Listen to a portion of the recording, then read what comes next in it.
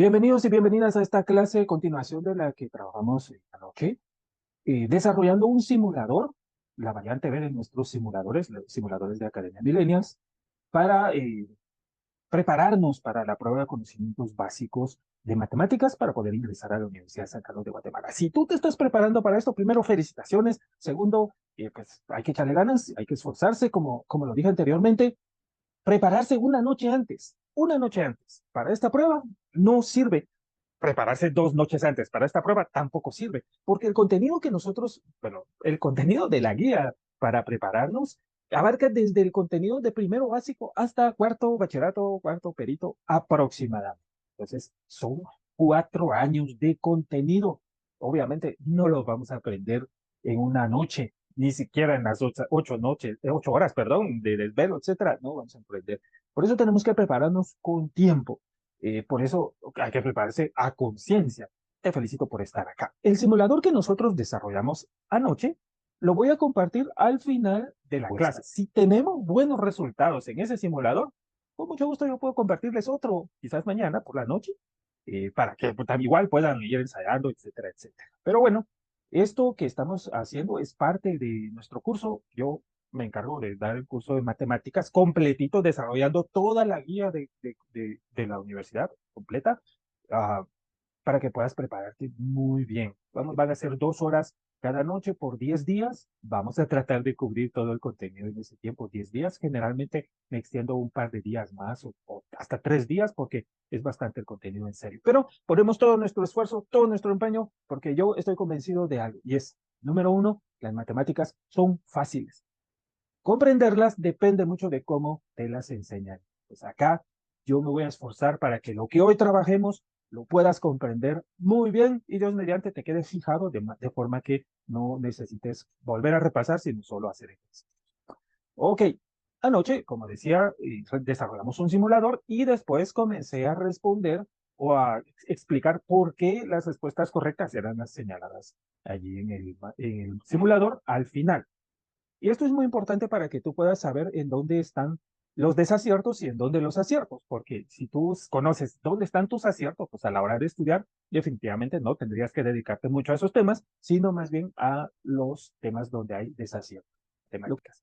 Si tú manejas muy bien lo que te voy a mencionar ahora, el resto del contenido de matemáticas no va a ser difícil para ti, va a ser sumamente fácil. Y ahí van los elementos que necesitamos dominar para poder comprender las matemáticas y trabajar muy bien con ellas. Primero, las propiedades de las operaciones. Propiedad de cerradura, propiedad conmutativa, propiedad del elemento neutro, propiedad asociativa, propiedad de la propiedad distributiva, la propiedad del inverso aditivo o el inverso multiplicativo. Todos estos principios o todas estas propiedades se usan en todo lo que tiene que ver con matemáticas, se aplican muy bien y la ventaja es de que si tú necesitas aplicar una de ellas y te conviene hacerlo, lo puedes hacer sin alterar ninguno de los principios, ni la lógica, ni los axiomas, ni los corolarios de las matemáticas, sino al contrario, te ayudan a desarrollarla muy bien. El otro elemento que tienes que dominar muy bien son las propiedades de las operaciones entre fracciones. Hay muchos que aún ingresando en la universidad, llevando cursos en la universidad, se confunden con las sumas o las restas o las multiplicaciones de fracciones o las fracciones complejas. Tienes que dominar muy bien las propiedades de las operaciones entre fracciones. El otro elemento que debes dominar muy bien tiene que ver con las potencias y las raíces. Tienes que dominar las propiedades de las potencias y de las raíces. 3. 4. Las leyes de signos. Tienes que entender muy bien, tener muy claro y dominar las leyes de signos. Hay que recordar que las leyes de signos se dividen en dos grupos, dependiendo de la operación que vas a realizar. Si vas a realizar sumas o restas, las leyes de signos tienen ciertas reglas distintas a las que se aplican para multiplicación y división. Es decir, la ley de signos tiene dos grupos, por dar una idea, ¿no? Hay leyes para la suma y la resta y hay leyes para la multiplicación y la división. Son muy sencillas, pero es importante comprenderla. Y lo otro que tienes que dominar es la jerarquía de operaciones, que incluye, para eso la jerarquía de operaciones se comprende con un triángulo. En una de las clases enseño un poquito eso a detalle, pero la jerarquía de operaciones incluye el uso de signos de agrupación. Si tú puedes manejar muy bien estos elementos básicos, fundamentales de las matemáticas, todo lo demás va a ser muy fácil para ti. Entonces nos trasladamos inmediatamente a la pizarra para comenzar a trabajar el contenido o las respuestas al simulador que tenemos y que podamos comprender por qué las respuestas son las que se dan al final del simulado. Bueno, entonces nos están dando la siguiente expresión. Solo subámosle un poquito el tamaño a esto. Y tomamos el lápiz. Ya con el lápiz va a ser más fácil. 2 mayor que X y, perdón, y X mayor que 0. Entonces, mayor que X y X mayor que 0. ¿Esto cómo se entiende? Aquí entramos al tema de desigualdades, que es una variante. Quizás me estoy excediendo un poquito en ponerlo demasiado fácil, pero es como una variante de las ecuaciones. Hay que recordar que en las ecuaciones tenemos una expresión donde hay una o varias cantidades desconocidas a las que llamamos variables, que generalmente la variable se representa con la letra X. En una ecuación, la X tiene un solo valor. Por ejemplo, digamos 3, o quizás X vale 4, o quizás X vale menos, por decir algo, menos 5, etcétera. Sea, en las ecuaciones, la variable solo tiene un único valor. Bueno, si es ecuación cuadrática, pues tiene dos respuestas o dos valores.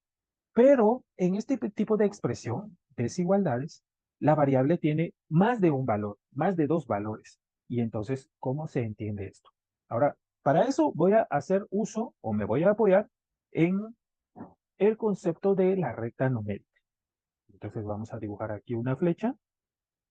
Ahí está la flecha. Vamos a marcar ciertos puntos allí.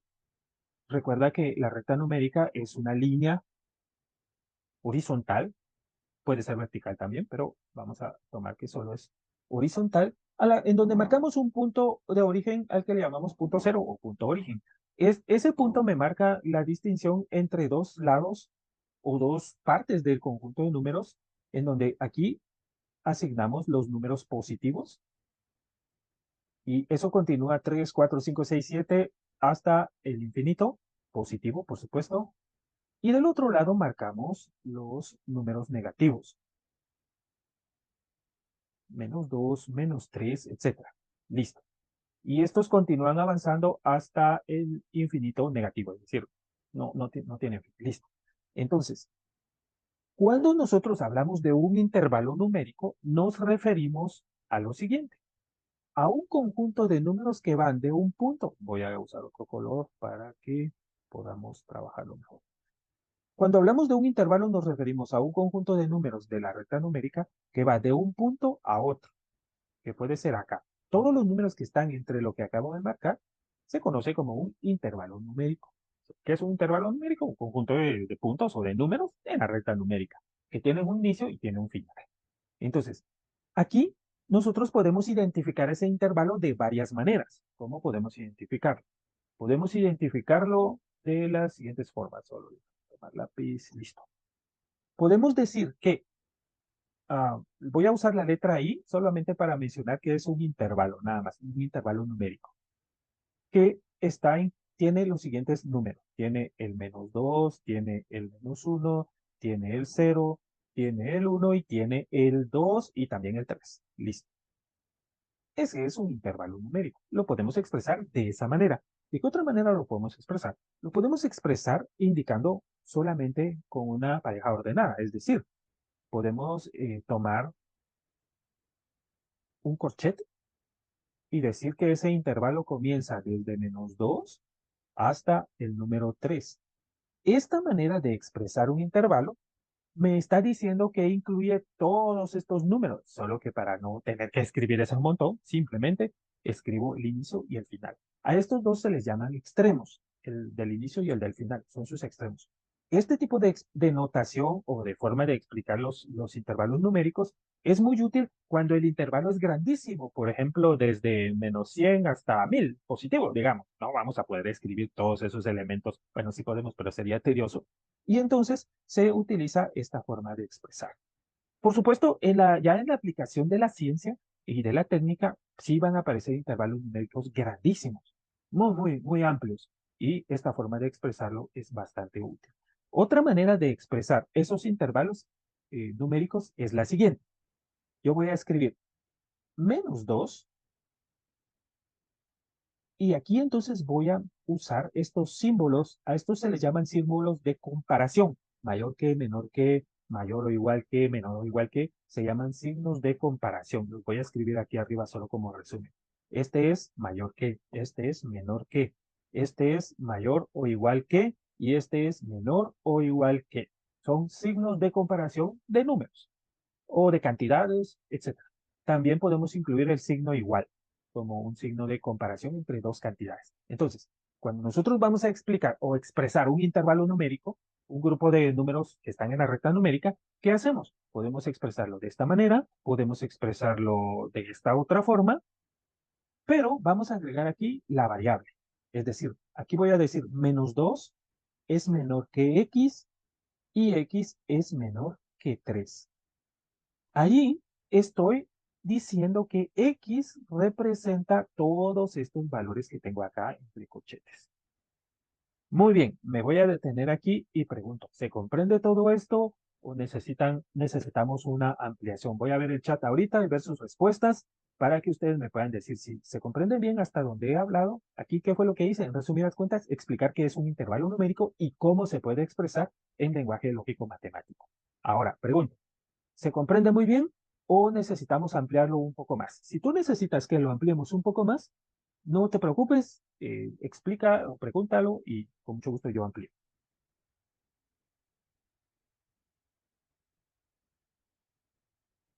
Si se comprende, dice Manuel, muchas gracias. Y Dilis también. Excelente. ¿Quién más? ¿Hay alguien más que necesite alguna ampliación de esto? Y si no, pues continuamos, por supuesto. Bueno.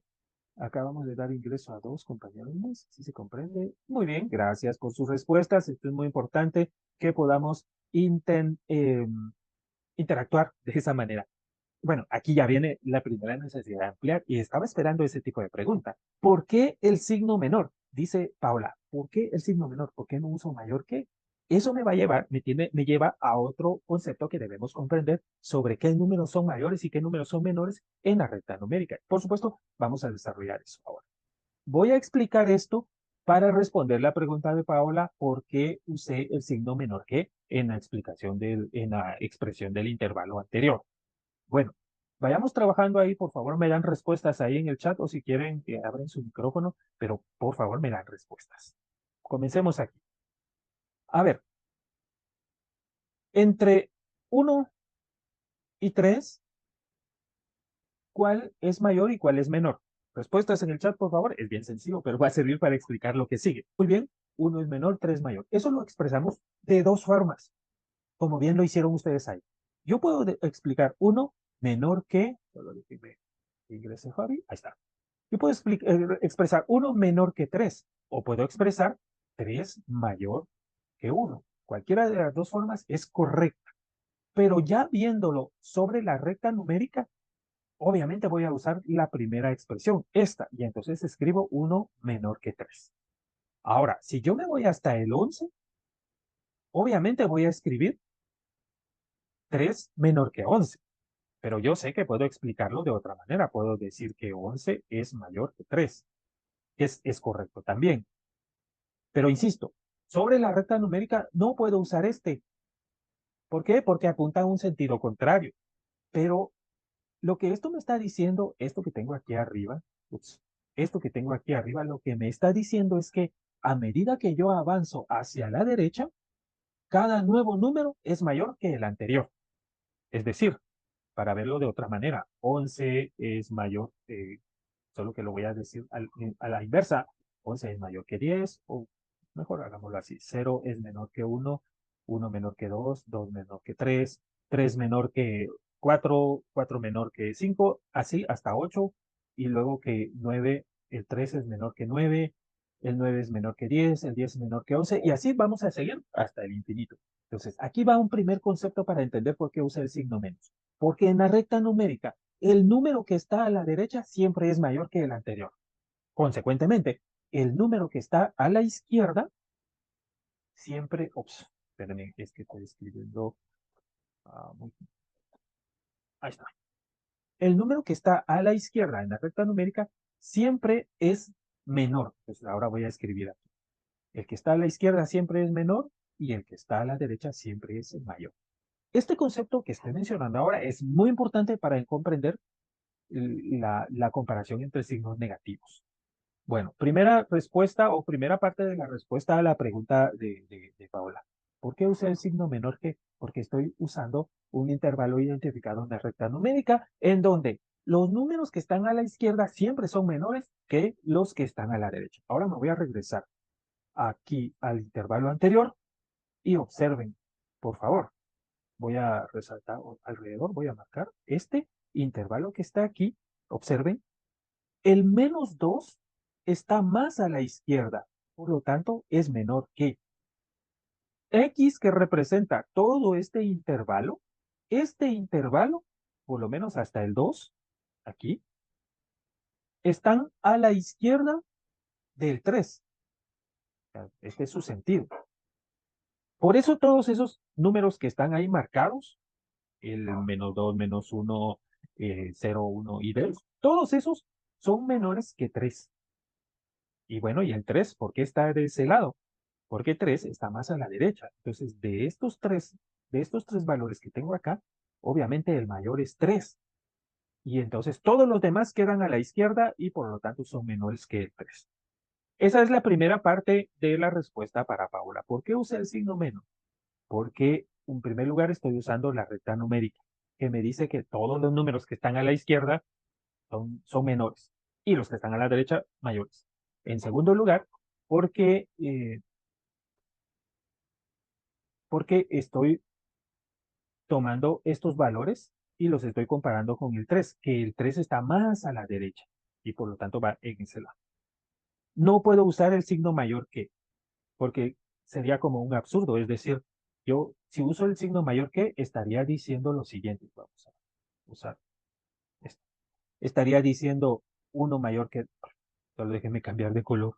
Si uso el signo mayor que, estaría diciendo que uno es mayor que 2, lo cual no es cierto, es una falsedad, una falacia, etcétera. Entonces usamos solo el menor. Espero que se comprenda eso, pero voy a pasarme a la otra diapositiva porque esto me da oportunidad de explicar lo siguiente. Si yo comparo el número -9 con el número 2 positivo, pregunto, ¿cuál es mayor? Respuestas ahí en el chat, por favor. ¿Cuál es mayor y cuál es menor entre -9 y 2?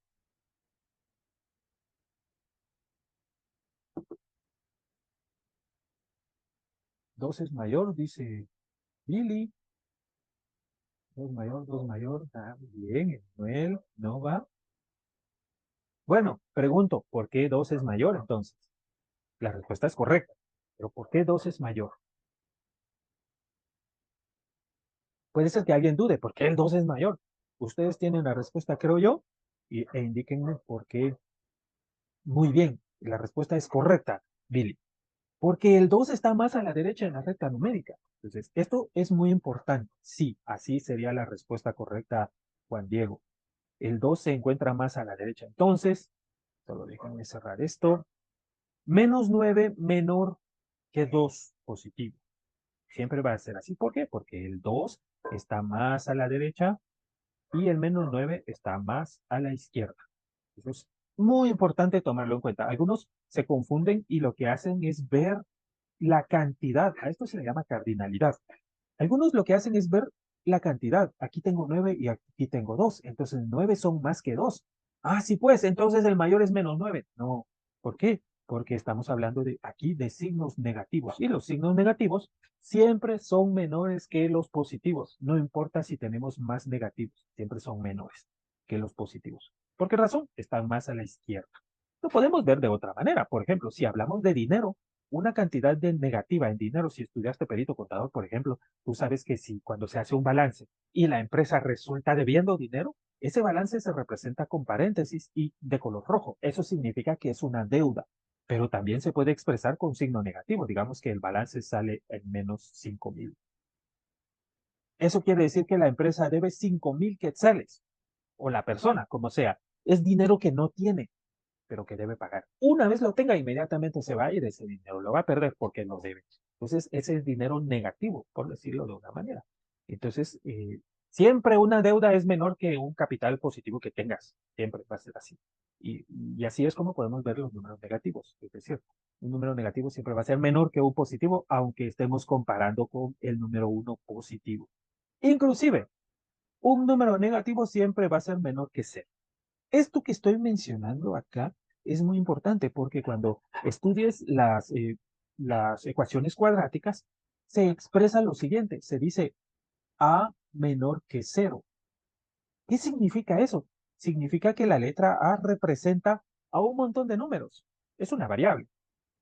Pero son todos los números menores que cero. ¿Y cuáles son todos los números menores que cero? Tal vez alguien me puede responder ahí en el chat. ¿Cuáles son todos los números menores que cero? Correcto, los negativos. Entonces, esta expresión que tengo aquí, A menor que cero, la voy a resaltar encerrar con color amarillo. Esta expresión se refiere a todos estos números que son menores que cero, toditos, toditos. Entonces, eso es muy importante. Insisto, en el estudio de las ecuaciones cuadráticas te va a aparecer eso. O puede ser que aparezca lo siguiente. Ups, solo déjame cambiar el color. Ahí está. Puede ser que te aparezca A es mayor que cero. ¿Y eso a qué se refiere? A todos los números positivos. Bueno, dejo todo esto a un lado, ya trabajamos entonces lo suficiente acá. Y entonces voy a regresar a esta diapositiva para retomar la información que estaba mencionando ahí anterior. ¿Y cuál es? Aquí tengo entonces un intervalo, este. Ese intervalo me dice entonces que la X representa todos los números que están entre -2 y 3, o sea, esto que está acá. Listo. Ahora me voy a la pregunta del simulador. La pregunta es, si yo tengo este intervalo, ¿qué números incluye? ¿Cuáles son sus valores? Entonces, ahí está. Entonces, ¿qué vamos a hacer? Va, listo, tomamos una recta con doble flecha. Aquí está. Ahora vamos a marcar los puntos. Vamos a cambiar de color acá. Y vamos a marcar el origen, que es este. Luego tenemos uno positivo, uno negativo, perdón, dos positivo, tenemos tres positivo. Me voy a quedar aquí. ¿Por qué razón? Porque eh, noten que el intervalo tiene dos positivos, ya no hay tres, entonces lo dejo hasta aquí. Y luego el intervalo se queda en cero, sería este extremo. Y entonces voy a escribir aquí -1 y hasta ahí lo voy a dejar porque en el intervalo no hay números negativos, así que no voy a usar más nada. Listo. Entonces, este intervalo me dice que uno de sus extremos está en el 2 positivo, o sea, aquí. Y el otro extremo está en el cero, o sea, en este punto. Y me está diciendo que el intervalo tiene todos los elementos que están entre el 2 positivo y el cero. ¿Cuáles son los elementos que están entre el 2 positivo y el cero? Solamente este uno. Ahora, tengo que ver los signos de comparación que se están manejando ahí. Y entonces ahorita vamos a hablar de eso. Fíjate bien, voy a pasar esta información acá. Me está diciendo que el 2, perdón, voy a transformar esa expresión y voy a usar es 0 menor que x menor que 2 para poderlo ver en la recta numérica. Y creo que así se va a poder apreciar mejor. Entonces, aquí lo tengo en notación mayor que es correcto, está bien, pero yo tengo que observar que este cero va a estar aquí, o sea, cero está más a la izquierda que el 2. En esta expresión, no, pero ya cuando paso los números a la recta numérica, yo sí puedo ver que el 2 está a la derecha y el cero a la izquierda. Por eso lo puedo expresar de esta manera, cero menor que x menor que 2. Esta forma de verlo me permite entender lo siguiente. Este x solo es el número 1 positivo, porque el 1 positivo exactamente explica lo siguiente, que 0 menor que 1 y 1 menor que 2. Listo, nada más. Entonces el valor de x es 1. únicamente. La pregunta es, si tengo ese intervalo, ¿cuál es el conjunto solución? El conjunto solución se refiere a lo que está entre estos dos extremos. Lo único que está en ese extremo es el 1. Entonces yo puedo escribir intervalo numérico o puedo escribir C, conjunto solución, es igual a, en este caso, solo 1, nada más. Y esa sería la respuesta, lo que hay ahí adentro. Si hablamos del conjunto solución en el intervalo que yo utilicé para explicar todo esto, aquí, el conjunto solución se refiere a estos elementos que tengo acá, nada más. Pero bueno, voy a regresar aquí. Y pregunto, ¿alguna duda entonces de la respuesta por qué el conjunto solución es 1? ¿O está claro? Y voy a cerrar esta parte de intervalos numéricos utilizando los símbolos mayor o menor o igual que, para poder hacer una distinción muy importante. Bueno, gracias, está claro, perfecto, perfecto, gracias, gracias. Ahora, ¿qué pasaría si usáramos el signo menor o igual que? Fíjate bien, por favor, con esto. Cuando yo digo que X es menor que 3, por ejemplo, estoy diciendo que X representa todos los números menor que 3, o sea, el -1 es menor que 3, ¿cierto? El 0 es menor que 3, sí, también. El 1 es menor que 3. El 2 es menor que 3. Y hasta allí me quedo, porque son todos los números menores que 3.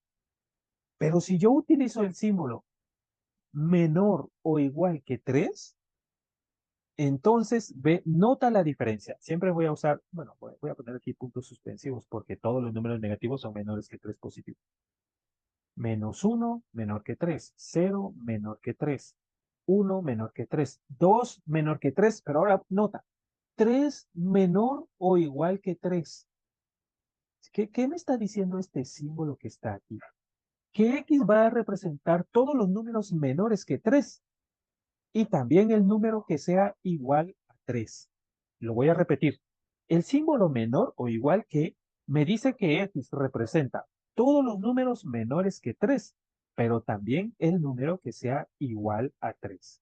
En otras palabras, este intervalo que está aquí incluye al 3 en el conjunto solución y el de arriba no incluye al 3 en el conjunto solución. Esta distinción que acabo de mencionar es muy importante. ¿Por qué? Ahora me voy a regresar a uno de las rectas numéricas que tengo allá. Por ejemplo, en este intervalo que tenemos ahí en el ejercicio del simulador. ¿Qué pasaría si el simulador hubiera dicho 0 menor o igual que 3, que X, perdón, y X menor o igual que 2? ¿Eso qué significaría? Significaría que X puede representar al 0 porque es igual a 0. X puede representar al 1 porque el 0 es menor que 1. Y X también puede representar al 2 porque es igual a 2. Entonces, nota la diferencia. Este símbolo menor que no incluye al extremo, no lo incluye, pero el símbolo menor o igual que sí incluye al extremo. Esto es muy importante tomarlo en cuenta para trabajar este concepto de intervalos numéricos y también de desigualdades. Este tipo de notación también se usa para calcular, como lo dije anteriormente, una variante de ecuaciones, es decir, encontrar el valor de X.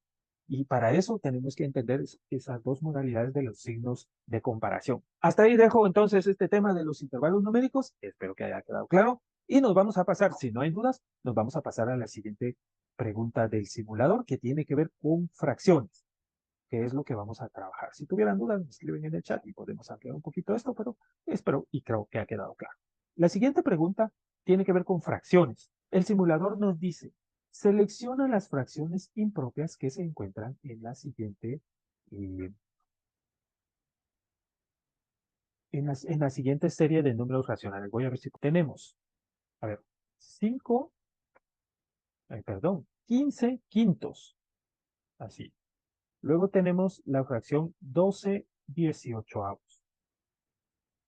Luego tenemos la fracción 25 décimos. Luego tenemos la fracción 24/45. o también se puede leer como 24 partido 45, 25 partido 10, 10 12 partido 18, etcétera. La pregunta es, ¿cuál es fracción impropia? Y entonces eso me lleva a otro concepto por el cual se comprenden las fracciones. Las fracciones pueden ser fracciones propias y fracciones impropias. ¿Cuál es la diferencia entre fracciones propias y fracciones impropias? La diferencia es muy sencilla y para eso vamos a utilizar unas figuras geométricas. Vamos a ver. Usemos un círculo, una circunferencia. Listo. Supongamos que eso es una pizza, ¿cierto? Entonces, yo tengo aquí, digamos, vamos a usar una línea recta. Si la parto a la mitad, entonces tenemos un medio, un medio. Voy a escribirlo. Un medio, un medio. Sí, esto es muy sencillo, pero nos va a servir para explicar cuál es fracción propia y cuál es fracción impropia. Listo. Pero ¿qué tal si yo tengo, a ver, entonces, si alguien de ustedes dice, yo me voy a comer la mitad, se está comiendo un medio de pizza. Listo. Pero digamos que ustedes vienen y dicen, hagamos una competencia de a ver quién come más pizza. Y entonces viene alguien y trae dos pizzas, las dos partidas a la mitad. Voy a partir a la mitad de esta. Y viene alguien y dice, yo me puedo comer más de una pizza, así que pásenme 3 tajadas de esa pizza. Y entonces viene esta persona valentona y dice, me voy a comer un medio, me voy a comer otro medio y me voy a comer otro medio. ¿Cómo representamos lo que se comió en fracciones? Lo vamos a representar de la siguiente manera. El primero se comió solo un medio, pero el segundo se comió 3 mitades, o sea, 3 medios. Ahora, noten lo siguiente. Esta fracción representa una cantidad o una parte menor que la unidad, solo lo que está aquí. Pero la otra fracción representa una parte mayor que la unidad, mayor que 1. Representa este completo más otro pedacito más que se tragó el compañero. Entonces, esta es la diferencia entre fracción propia e impropia. Una fracción propia representa una parte menor que la unidad. Una fracción propia representa una parte menor que la unidad, pero una fracción impropia representa partes mayores que la unidad. ¿Y eso cómo lo podemos identificar? Es fácil. Si el numerador es menor que el denominador, es fracción propia. Si el numerador es mayor que el denominador, es fracción impropia. Ahora vamos a las fracciones que nos presenta el simulador.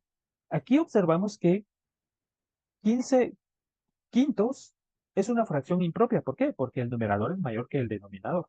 Aquí es al revés. Este es menor que este.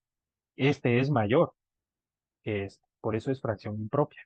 Pero 24 es menor que 45. Entonces es fracción propia. En resumidas cuentas, la pregunta es, ¿cuáles son las fracciones impropias de esa serie de fracciones? Solo identifico cuáles de todas tienen mayor numerador que el denominador. Y esas son las impropias, que serían 15 quintos y 25 décimos. Esas son propias y las otras dos son impropias. ¿Alguna pregunta de esto? Esto es solamente aritmética. ¿Preguntas? Si las hay. Y si no, entonces indíquenme, por favor, ahí en el chat si no, si todo está claro.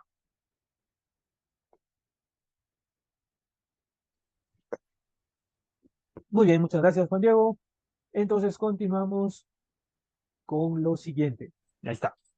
Roberto vende producto chino y producto mexicano, de tal manera que por cada producto mexicano vende 3 productos chinos. Si el sábado vendió 96 mexicanos, ¿cuántos productos chinos vendió? Y si el domingo vendió 144 productos chinos, ¿cuántos productos mexicanos vendió? Bueno, Vende producto chino. sí. Esto es un problema de proporcionalidad. Es otro de los temas de la guía de estudio. Es proporcionalidad directa e inversa. Entonces, rápidamente explicamos qué es una proporción. Una proporción es una comparación entre dos razones numéricas. ¿Y qué son las razones numéricas? Ahorita vamos a explicar todo eso para luego explicar cómo se resuelve esto. Esto se resuelve por una regla de 3 o si no aplicando la propiedad de las proporciones. Pero déjenme poner las bases.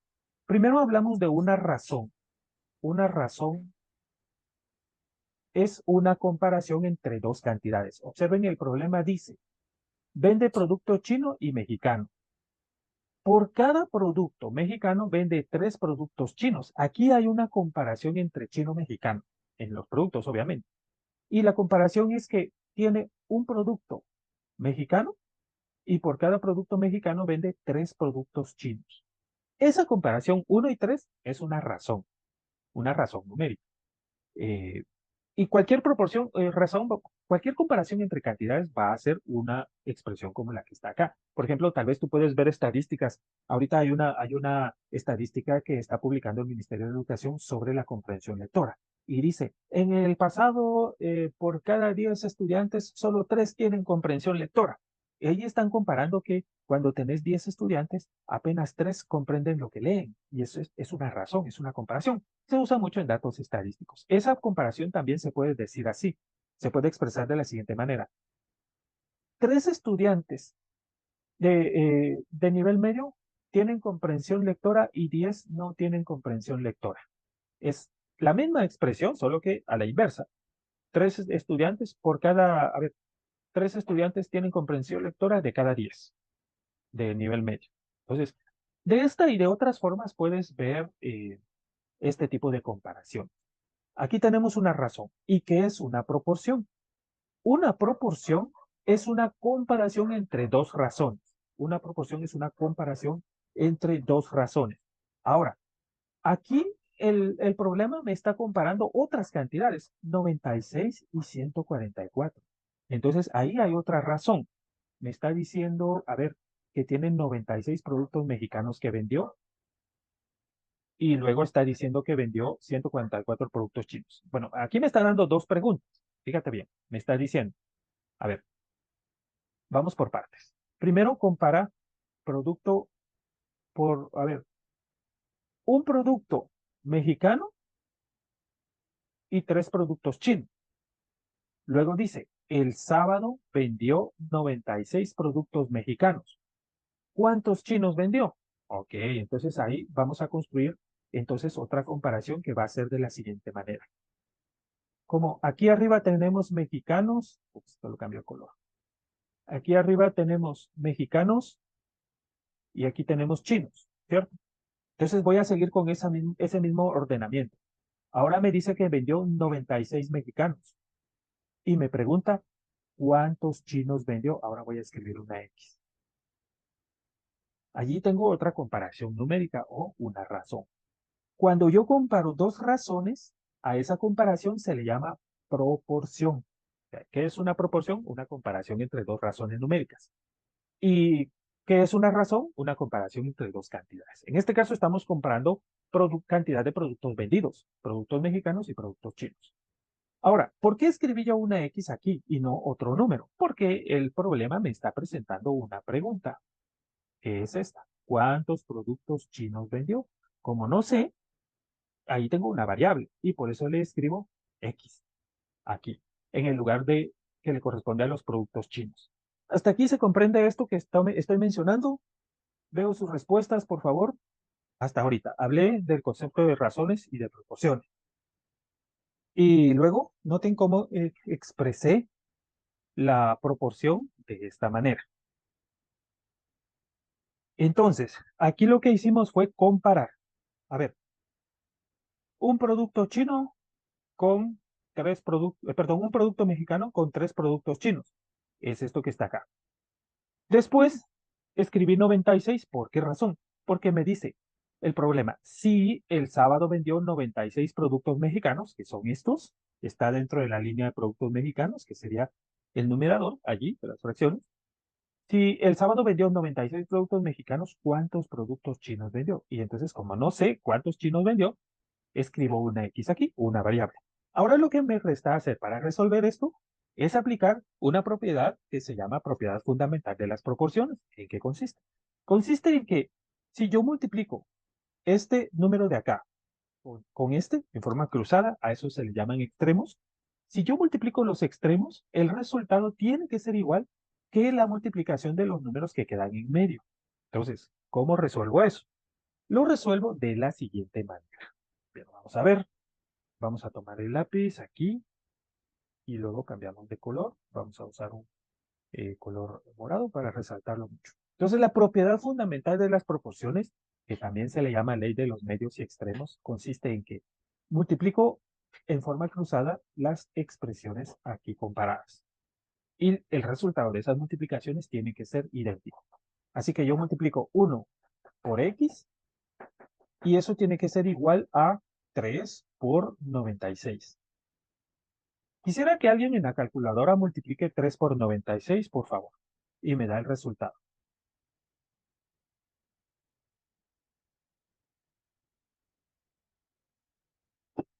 ¿Cuánto da?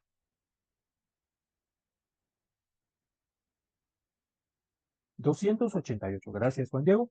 288. Listo. Dice entonces acá lo siguiente. Bueno, aquí tengo 1x es igual a x nada más. Entonces, la respuesta es que x es igual a 288. Entonces, aquí yo tendría que sustituir x por 288. Y la respuesta sería, si vendió 96 mexicanos, entonces vendió 288 chinos, porque la proporción es 1 a 3, nada más. Y así es como se resuelve esto. De la misma manera debería resolverse el siguiente, porque dice, el domingo vendió 144 productos chinos. ¿Cuántos productos mexicanos vendió? Aquí va a cambiar la proporción. Siempre la primera es la misma. Por cada producto mexicano vende 3 productos chinos. Solo que ahora dice que el domingo vendió 144 productos chinos. Entonces pregunta, ¿cuántos mexicanos vendió? ¿Cómo vamos a resolver eso? Siempre aplicando la propiedad de medios y extremos. Lo voy a cambiar de diapositiva. Aquí, luego acá y luego acá. Listo. Entonces, para recordar la proporción es 1/3 igual x partido 144.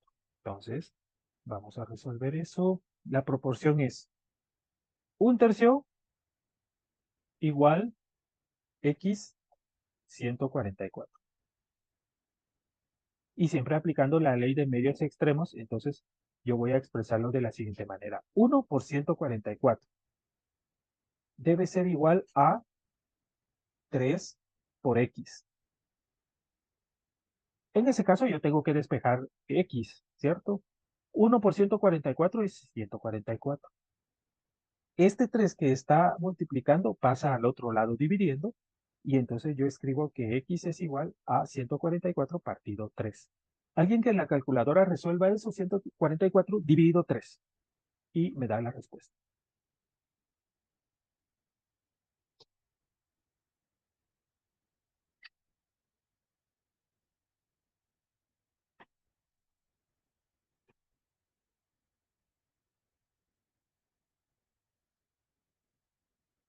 ¿Cuál es la respuesta? 48. Muchas gracias, Lenin. 48. 48, gracias, Juan Diego. Perfecto. Entonces, x es igual a 48. Sustituimos aquí x por 48 y la respuesta es que si vendió 144 chinos, entonces vendió 48 mexicanos. ¿Listo? Así es como se resuelven las proporciones. Básicamente aquí lo que tenemos que aprender es la propiedad fundamental de las proporciones, que dice lo siguiente. Si multiplico los extremos, el resultado es igual a la multiplicación de los medios. Y aplicando esa propiedad es como se resuelve la pregunta que tenemos en el simulador. Bueno, entonces ya llegamos casi a las 8. Vamos a tomar unos minutos para una respuesta más. Y entonces, déjenme ver. Listo. Vamos a traer la siguiente pregunta. Listo.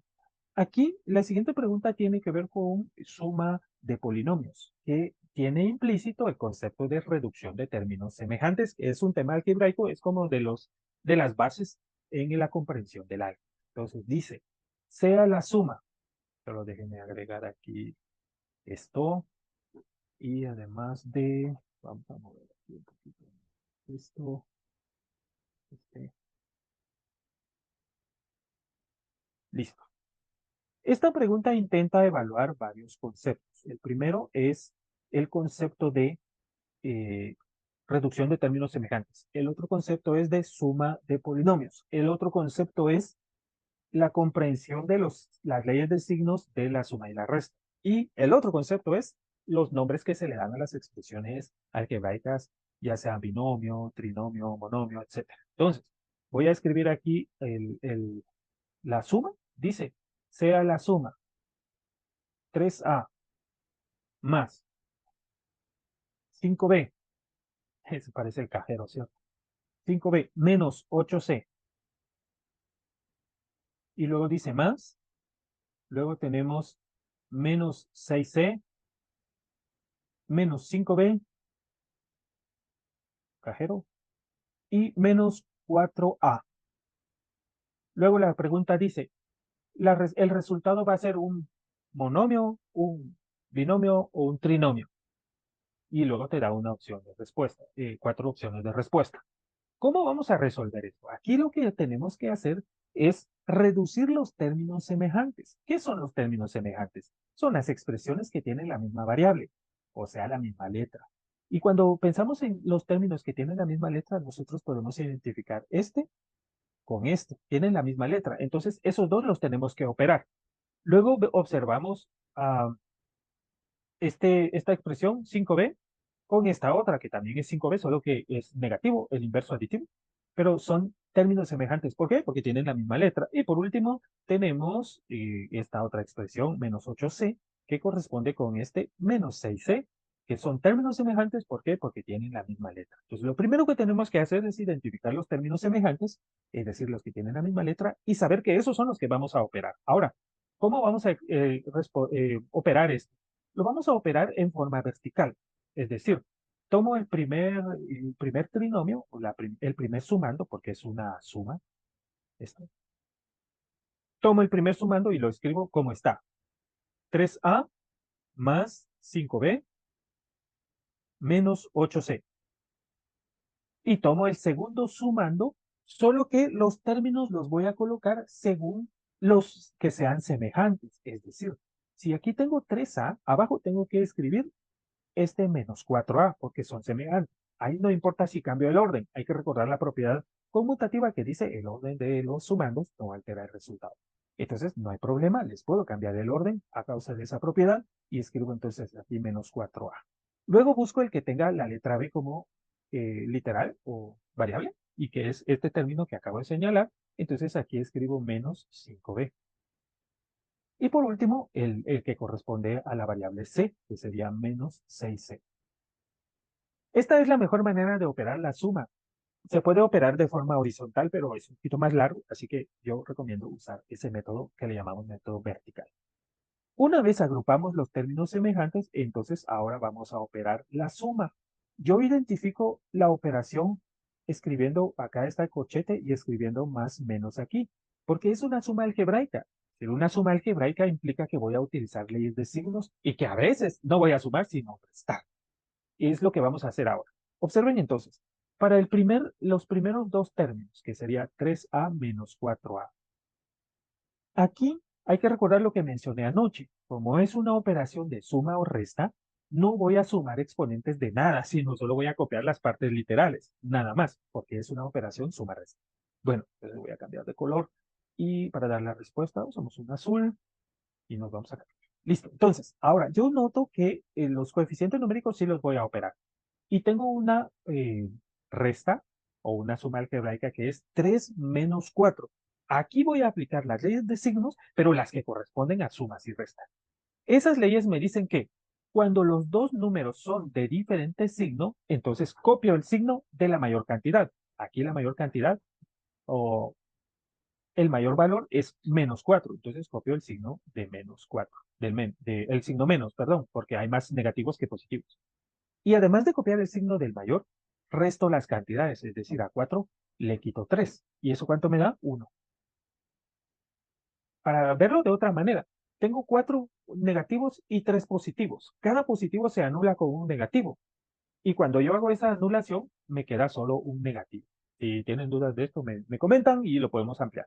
Pero bueno, aquí la respuesta es menos 1a. Pero como es el número 1, simplemente puedo dejar de escribir el 1 porque es elemento neutro y solo queda menos a. Luego tenemos la expresión que sigue, es 5 menos 5. Aquí pues se nota muy bien que la respuesta es 0. Así que no, lo que hacemos aquí es solo trazar una línea inclinada que me dice que yo estoy cancelando eso. ¿Por qué lo cancelo? Porque eso da como resultado 0. Pero aquí estamos aplicando otra propiedad de las operaciones que se denomina el inverso aditivo. ¿Qué es el inverso aditivo?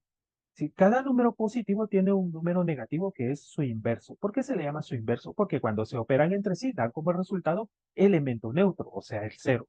Entonces, todos los números positivos tienen su inverso. Es la misma cantidad, 5, solo que negativo, y dan como, al operarse dan como resultado cero. Consecuentemente, todo número negativo tiene su inverso, que va a ser un positivo, que tiene la misma cantidad y dan como resultado cero. Bueno, entonces ahí nos da cero. Por último, tenemos que operar esto que está acá. Ya sabemos que la letra C solo la vamos a copiar. Y los coeficientes numéricos sí los vamos a operar. Allí tenemos menos 8, menos 6.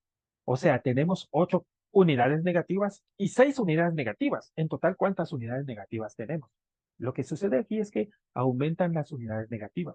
Por eso es que la ley de signos para esto me dice, como son de signos iguales, copio el signo y sumo las cantidades. Eso me da 14. Entonces la respuesta es menos A menos 14C. Listo. La pregunta me decía, sea la suma tal y tal la que está aquí. El resultado, ¿qué tipo de expresión algebraica va a ser? ¿Va a ser un monomio, un binomio, un trinomio o un polinomio? Como tiene dos términos, entonces esto es un binomio, o sea, una expresión algebraica de dos términos. Y la respuesta es binomio. ¿Alguna pregunta? ¿O esto quedó clarito? Veo el chat y vamos a ver qué dicen ustedes. ¿Se comprende bien? Ah, bueno, ese es del anterior. ¿Por qué no es menos 1A? Bien, lo respondo ahora porque el 1 es elemento neutro. Hay que recordar que en los términos algebraicos la parte numérica se multiplica con la parte literal. En este caso, 1 multiplicado por cualquier expresión siempre da como resultado la misma expresión, porque el 1 es elemento neutro. Entonces, cuando tenemos un coeficiente 1, podemos dejar de escribirlo, porque como es elemento neutro, pues ya sabemos que allí existe, aunque no esté escrito. Así que podemos dejarlo como está ahí. Signos iguales se suman y signos diferentes se restan. Correcto. Solo hay que agregarle hay un elemento ahí, hay que agregarle. Es decir, cuando estamos operando suma algebraica de números con diferentes signos, entonces, sí, las cantidades se restan, pero se copia el signo del que haya más. Es decir, aquí tenemos más negativos. Entonces, copiamos el signo menos. Eso, en términos prácticos, se dice, se copia el signo del mayor y se restan las cantidades. Así es como se define esta ley. Y luego, si estamos operando suma algebraica de números con igual signo, pues copiamos el signo y sumamos las cantidades. Aquí se aplica también lo que es signos iguales se suman y signos diferentes se restan. Sí, exactamente, Mariana, lo acabo de explicar y sí, tienes toda la razón. Aquí se aplica eso. Muy bien, creo que estamos muy bien, solo con mucho gusto, Mariana, todo está bien, solo el cambio de signos. Sí, correcto, eso ya está respondido. Bien, y voy a terminar mencionando un elemento sobre las leyes de signos que creo que te va a permitir terminar de comprender muy bien esto y seguro no se te va a olvidar jamás. Y es lo siguiente, y con eso vamos a cerrar la clase. A ver, esa diferencia, por ejemplo, ahí teníamos 3 menos 4. ¿La podemos comprender? Bueno, ahorita estoy escribiendo con el mouse. Mejor uso el lápiz. Esa diferencia la podemos comprender de la siguiente forma. Solo vamos a hacer una línea aquí para dividir. Y vamos a decir que de este lado, del lado izquierdo, vamos a tener los negativos y del lado derecho los positivos. Esta operación me dice que tengo 3 positivos y 4 negativos. Entonces, como es 3A y 4A, Entonces voy a usar la letra A. Tengo tres positivos, tres letras A positivas. Aquí tengo una, aquí tengo otra y aquí tengo otra. Son positivos. Pero tengo cuatro A negativas. Entonces voy a escribir menos A, eh, voy a escribir otro menos A aquí, otro aquí y otro aquí. Entonces, la primera, la última A, voy a usar otro color, este. Cuando yo resto este menos este, pues me va a dar cero, ¿sí o no? Sí, me va a dar cero. ¿Eso qué quiere decir? Este se anula con este. Y también este se anula con este, porque son lo mismo, solo que de diferentes signos. Y este se anula con este. ¿Y qué me queda? Solo una A negativa. Y entonces vengo yo y puedo dar la respuesta. 3A menos 4A es igual a menos A. Solo una A negativa. Y ya está. Por eso es que la ley me dice, yo observo cuántos hay más, si hay más negativos o hay más positivos. Eso es cuando son de diferentes signos. Si hay más positivos o más negativos. En este caso tenemos más negativos. Entonces, como tengo más negativos, entonces yo copio el signo que tenga la mayor o más. En este caso, a ver, no, mejor lo digo de otra manera. Yo copio el signo de la cantidad de mayor valor. Esta es la de mayor valor, tiene más cantidades, pero cantidades negativas. Entonces, por eso copio el signo de menos. Y resto las cantidades, es decir, a este le quito este, o sea, al mayor le quito el menor. Y al hacer esa resta, pues me queda un menos 1A negativo o solo menos A. Espero que se comprenda eso. Ahora voy a hacer lo mismo, solo que para el caso de que sean de igual signo. Y entonces me traslado a otra diapositiva y vamos a hacer otra línea aquí, línea recta. Ya sabemos que aquí vamos a tener los negativos. Ups, aquí vamos a tener los negativos y aquí los positivos. Y vamos a procurar representar la operación, vamos a ver, digamos, menos 2A menos 4A. Listo. Ahora, aquí solo tengo negativos. El primer término es menos 2A, así que escribo menos A y menos A. Y el segundo término es menos 4A, entonces voy a escribir, ahora voy a usar otro color solo para diferenciar un poco. Ahí está. Tengo menos 4A, entonces tengo aquí una, dos, tres, cuatro A's negativas. Entonces, si te das cuenta, aquí no hay nada, solo tenemos un montón de A negativas. ¿Cuántas tenemos en total? 6. Entonces la respuesta aquí es menos 6. ¿Qué sucedió ahí? Ahí lo que sucedió es que simplemente copié el signo porque son de signos iguales y todas están del mismo lado, copié el signo y sumé las cantidades. Esa es la ley de signos para la suma resta. Cuando son de igual signo, se copia el signo y se suman las cantidades. Si hubieran sido todas positivas, por ejemplo, si hubiera sido 2A positivo más 4A positivos, todas aparecerían acá y el resultado sería 6 positivo, pero en este caso son negativos. Entonces, eso nos puede servir para comprender mucho mejor las leyes de signos cuando estamos operando suma o resta algebraica. Espero que haya quedado claro eso. Ya llegamos entonces a las 8:12 y estamos llegando básicamente a la hora y media, hora 30, 40 minutos de clase. Ha sido un gusto poder atenderles con esto. Y se dan cuenta, solo resolvimos 3 o 4 respuestas. El simulador tiene casi 20 preguntas y pues vamos a compartir el simulador. Hasta aquí voy a llegar y nuevamente felicitaciones por haber llegado hasta acá, por haber hecho este esfuerzo conmigo, por supuesto. Para mí es un gusto, para nosotros en Academia Milenias también es un gusto poderte apoyar en esto. Y como te decía al principio, nosotros nos dedicamos a dar los cursos que corresponden a las guías de conocimientos básicos y de matemática, de lenguaje y de otras materias. Entonces te invitamos, si tú crees que necesitas llevar el curso, entonces por favor nos lo haces saber, te mandamos información y ya en unos días vamos a empezar el siguiente módulo. Acabamos de terminar hace una semana un primer grupo de estudiantes que recibieron el curso de matemáticas. Ahora pues vamos a comenzar el resto. Pero yo con lo que te he dado acá, especialmente esos tips que te di de que debes dominar las propiedades de las fracciones, las propiedades de las operaciones entre fracciones, las propiedades de la potenciación, de la radicación, la de signos y la jerarquía de operaciones. Si tú controlas eso, todo lo demás para ti va a ser fácil. Así que puedes buscar en internet algunas clases que te desarrollen muy bien esos temas y vas a ver, vas a comprender todo el resto. Nosotros también distribuimos un manual. Tú puedes comprar el manual y ahí está todo desarrollado. Son más de 100 páginas de contenido de matemáticas. Lo puedes llevar muy bien, tranquilamente en tu casa sin problema. Y pues de esa manera prepárate. Puedes complementar con algunos videos. Ahí en mi canal de YouTube tengo algunos videos publicados. Todas las clases que doy las grabo, pero las dejo privadas, por supuesto. Pero hay algunas que he liberado, las puedes buscar ahí en el canal de YouTube que publiqué.